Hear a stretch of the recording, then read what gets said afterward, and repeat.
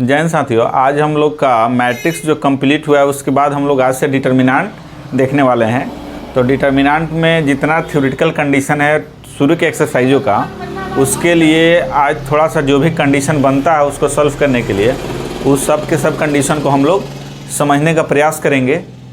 तो डिटर्मिनेंट होता क्या है और मैट्रिक्स और डिटर्मिनेंट में रिलेशन क्या है, तो इस बात को हम लोग जानने का प्रयास करेंगे। तो आइए देखते हैं मैट्रिक्स और डिटर्मिनेंट में क्या अंतर है।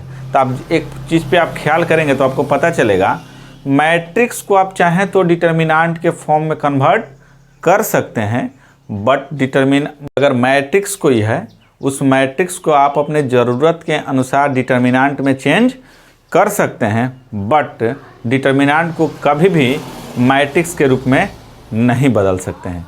तो इस कंडीशन को समझने के लिए सबसे पहला जो काम है,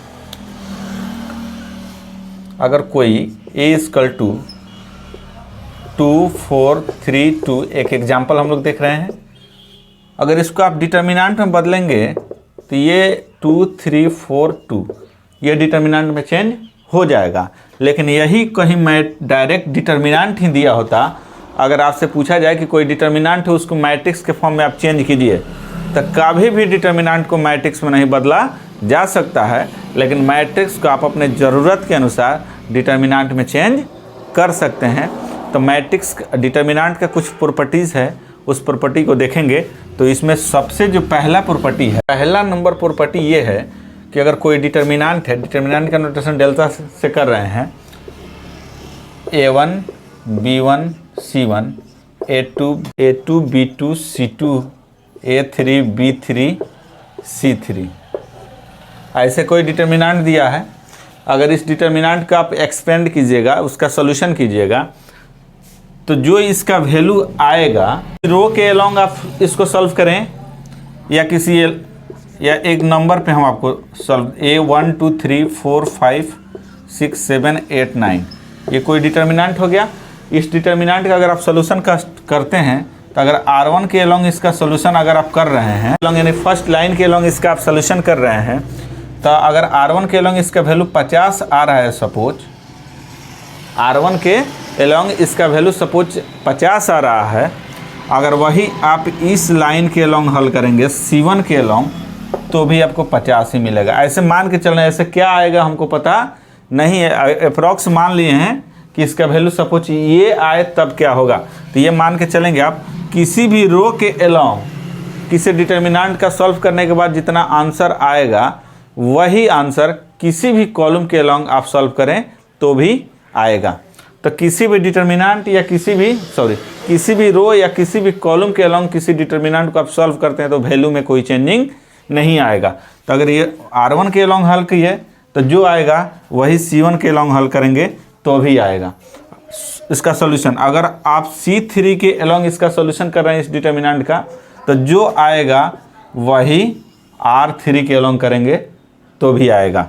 अगर ये c2 की हम बात करें और इधर से r2 की बात करें, r1 बोले या c3 बोले, कहीं से इस डिटर्मिनेंट को सॉल्व कीजिएगा किसी भी लाइन के अलोंग, तो वैल्यू सेम ही आएगा, उसके वैल्यू में कोई चेंजिंग नहीं आएगा। एक एग्जाम्पल हम लोग सॉल्व करके देख लेते हैं कि क्या ऐसा होता है या नहीं। 1 2 3 4 5 6 7 8 9, ये आपका कोई डिटर्मिनेंट हो गया।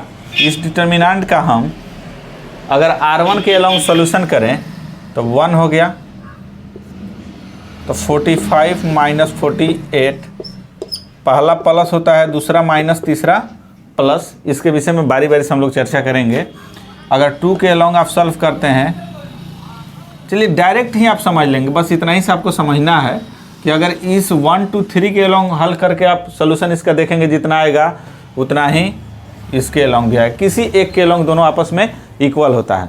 सेकेंड प्रॉपर्टी इसका ये कहता है कि अगर कोई डिटर्मिनेंट दिया है a1 b1 c1 a2 b2 c2 a3 b3 c3, अगर कोई डिटर्मिनेंट है, अगर इस डिटर्मिनेंट का आपने सॉल्यूशन शुरू किया, सपोज कुछ आ गया, ठीक है, तो जो आएगा वो तो आएगा ही।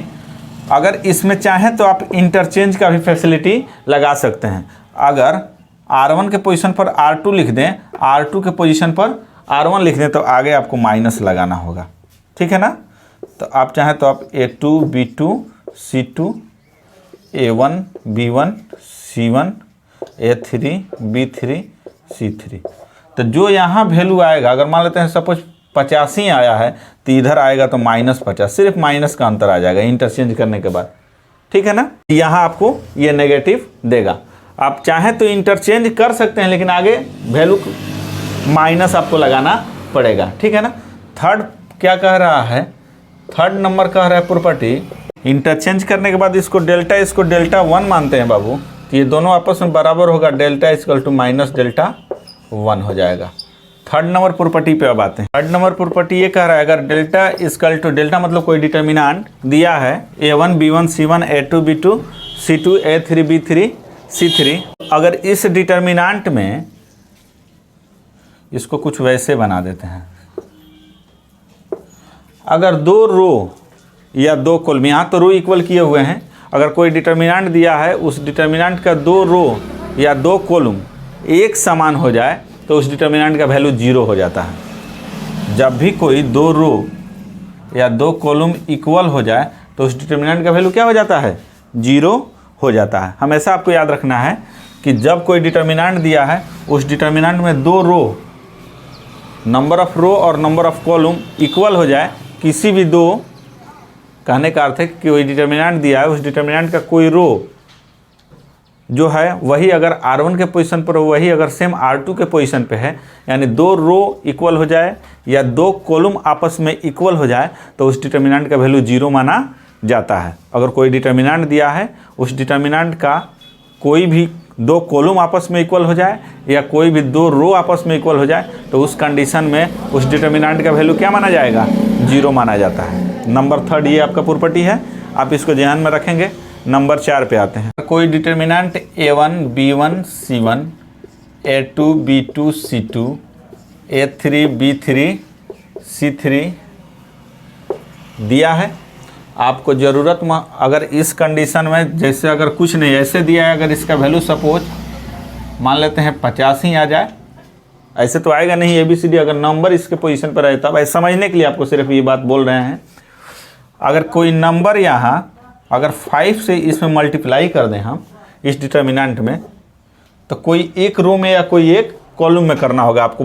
सब जैसे मैट्रिक्स में ऐसा होता था कि कोई एक नंबर लेते थे, तो जब भी मल्टीप्लाई करना होता था, जितना नंबर ऑफ एलिमेंट्स टोटल रहता सब में बारी बारी से मल्टीप्लाई किया जाता था, लेकिन डिटर्मिनेंट में ऐसा नहीं होता है। तो 5A1 5B1 5C1 हो गया, A2 B2 C2 A3 B3 C3, ऐसे अगर दे दें तो इस डिटर्मिनेंट का वैल्यू 5 टाइम्स हो जाएगा।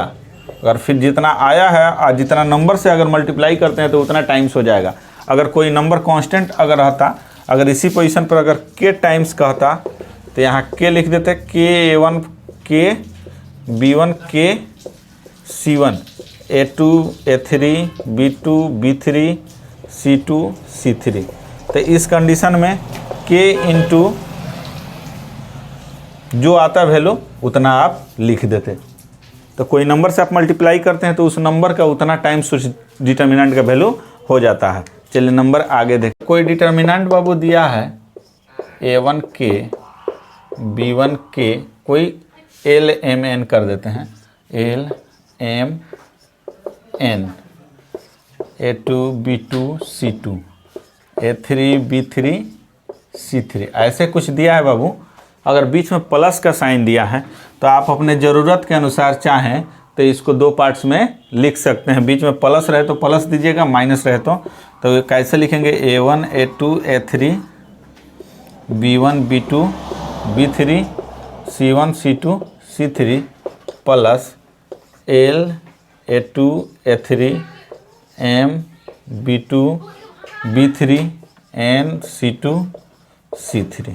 आप चाहें तो इसको 2 पार्ट्स में बीच में प्लस दे के नोट कर सकते हैं। चलिए नेक्स्ट प्रॉपर्टी पे देखते हैं ना। ये आपका प्रॉपर्टी हो गया, इसके सहारे हम लोग एक्सरसाइज देखेंगे। थोड़ा सा एक और साइन स्कीम इसका देख लेते हैं। अगर कोई डिटर्मिनेंट है बाबू, अगर उसका ऑर्डर 2:2 ऑर्डर का है, साइन स्कीम 2:2 ऑर्डर का है, इससे समझने के लिए सिर्फ समझ रहे हैं। तो ये पहला प्लस होता है, दूसरा माइनस, तीसरा माइनस, चौथा प्लस होता है। यही 3:3 ऑर्डर का हो जाए तो plus minus plus minus plus minus plus minus, इसमें अल्टरनेट होते चला जाता है। यही 4 ऑर्डर का हो जाता है। इसी तरह से इसका साइन स्कीम हम लोग यूज़ करते हैं। तो आइए डिटर्मिनेंट का जो पहला है उसमें सबसे बेसिक प्रॉब्लम उसको हम समझने का प्रयास करेंगे। तो इसको किस तरह से सोल्यूशन एक्सपेंड, सबसे पहला जो प्रॉब्लम आपको दे देगा 2 ऑर्डर में, तो अगर दे दे या ऐसे एक फार्मा दे दे A1 B1 C1 A2 B2 C2 A3 B3 C3, अगर इसको कह दे इसका वैल्यू निकालिए, फाइंड वैल्यू, तो सॉल्व करना है, एक्सपेंड करना है, इसको एक्सपेंड भी बोलते हैं। तो अगर सबसे पहले 3 ऑर्डर का दिया है तो उसको कैसे सॉल्व करेंगे। तो जो पहला लेटर 3 ऑर्डर का साइन स्कीम अभी हम क्या बताएं आपको, plus minus plus minus plus minus plus minus plus, ये आपका साइन स्कीम हो गया 3 ऑर्डर का। अब इसको हम लोग देखेंगे। तो जो सबसे पहला है A1, तो इसके नीचे और सामने पूरा ढक दीजिएगा। तो नंबर ऑफ एलिमेंट्स 4 दिखाई दे रहा है ना, उस 4 को नोट कीजिएगा। B2 C3 C2, फिर पहला प्लस होता है, सेकंड यहाँ क्या दिया है माइनस, तो माइनस के स्थान पर B1 है। फिर उसके नीचे और सामने पूरा ढक दीजिएगा। 4 दिख रहा है, ये इसको नोट कीजिएगा। A2 A3 C2 C3, फिर प्लस C1 के लॉन्ग चलेंगे तो A2 A3 B2 B3, ये आपका डिटर्मिनेंट हो गया। इसी को आपको सॉल्व करना है, ठीक है ना। तो वैसे प्रॉब्लम में अब इस 2 ऑर्डर में क्या कहते हैं, इससे इसमें मल्टीप्लाई करते हैं और इससे इसमें मल्टीप्लाई करते हैं। अब यहाँ से इसको लिखना होगा हमको, तो A1 लिखेंगे, B2 C3, फिर माइनस देते हैं हरदम B3 C2, और फिर यहाँ B1 लिखिएगा, फिर वही इससे इसमें मल्टीप्लाई करेंगे तो A2 C3, और इससे इसमें करते हैं minus A3 C2 C1 A2 B3 A3 B2, ये आपका वैल्यू हो गया, ये आपका वैल्यू रहा। अब इसमें इस नंबर पे आप चाहें तो यहाँ हम A1 B1 C1 करके इसको सॉल्व किए हैं, आप चाहें तो इसमें नंबर भी पुट करके इसका सॉल्यूशन कर सकते हैं। कोई डिटर्मिनेंट देगा। आइए एक एग्जांपल देखते हैं हम लोग, उस एग्जांपल से हमको पता चल जाएगा। एग्जांपल सबसे पहले 2 4 6 8, कोई एग्जांपल इसका है, इस डिटर्मिनेंट का वैल्यू आप निकालिए, फाइंड इस डिटर्मिनेंट का मान निकाले। तो 2 ऑर्डर को सबसे पहले समझने का प्रयास करेंगे। तो 2 ऑर्डर में क्या किया जाता है, वो डायरेक्ट क्रॉस मल्टीप्लिकेशन कर लिया जाता है। तो 2:8, फिर माइनस का साइन दिया जाता है और इससे इसमें मल्टीप्लाई किया जाता है 6:4, तो 16 हो जाएगा, -24 यानी -8 आ गया। 2 ऑर्डर को पहले जानेंगे, उसके बाद 3 ऑर्डर पे चलेंगे। उसी तरह से एक और देखते हैं एग्जांपल। अगर 6 4 3 5 दिया है तो इससे इसमें मल्टीप्लाई किया जाता है, तो 6:5 -4:3 30 -12 18 हो गया। ये आपका आंसर हो गया और ये हो गया, दोनों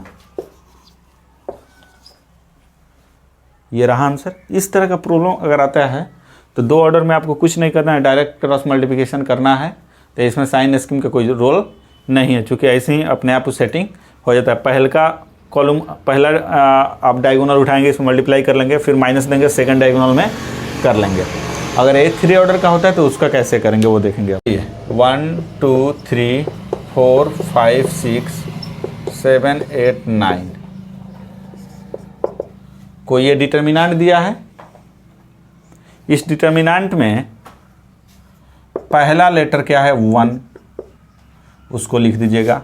तो उसके नीचे और सामने पूरे फाइनली ढक दीजिएगा। इसको ऐसे ढकेंगे तो आपको नज़र आएगा 5 8 6 9, फिर इसके बाद ये सेकंड, तो पहला प्लस होता है, फिर सेकंड माइनस होता है, तो उसके नीचे और सामने फाइनली ढक दीजिएगा। ये किनारे किनारे दिख रहा है 4 7 6 9, फिर प्लस का साइन देंगे, 3 लिखेंगे, फिर ये नीचे ढकेंगे आप, तो 4 7 5 8। और फिर ये 2 ऑर्डर वाला जैसे सॉल्व हम लोग किए हैं 2 ऑर्डर में कन्वर्ट हो गया, और इससे इसमें करेंगे तो 9 और 5 में 45 माइनस, फिर -2। अब इससे इसमें करेंगे, इसमें करेंगे 3 32 और माइनस, ये -3 हो गया, और ये आपको -6 और -2 मल्टीप्लाई करेंगे तो माइनस माइनस प्लस और -3 तो 9, ये कैंसिल आउट होकर कितना हो गया बाबू? 0। अभी हम आपको बोले हैं कि हम यहाँ तो इसका सॉल्यूशन हम R1 के अलॉन्ग किए हैं तो आपको 0 आया। आप चाहें तो C1 के अलॉन्ग भी इस डिटर्मिनेंट का सॉल्यूशन करते हैं, C1 के अलॉन्ग यानी 1 के अलॉन्ग, 4 के अलॉन्ग, 7 के अलॉन्ग, तो भी 0 आएगा। अगर R3 के अलॉन्ग इसका सॉल्यूशन करते हैं तो भी 0 आएगा। कहीं से किसी एक R1, किसी एक R में या किसी एक C में इसका सॉल्यूशन आप करते हैं तो इस डिटर्मिनेंट का वैल्यू क्या आएगा? हमेशा 0 आएगा। वैसा कोई जरूरी नहीं कि हमेशा आपको R1 के अलॉन्ग ही इसका सॉल्यूशन करना है। R1 के अलॉन्ग करें, R2 के अलॉन्ग करें, R3 के अलॉन्ग करें, या तो भी 0 आएगा, या C1 के अलॉन्ग करें, C2 के अलॉन्ग करें, C3 के अलॉन्ग करें, तो भी इस डिटर्मिनेंट का वैल्यू क्या आएगा? 0 आएगा। हर एक केस में ऐसे ही यहाँ होता है। तो आप चाहें तो इसको नोट करेंगे, समझेंगे। इसके बाद हम लोग, तो जो लोग अभी तक इस चैनल को सब्सक्राइब नहीं किए हैं प्लीज़ सब्सक्राइब करें, अपने दोस्तों में शेयर करते रहें, सबको पता चले। अधिक से अधिक शेयर, लाइक, कमेंट करें। अब देखते हैं इस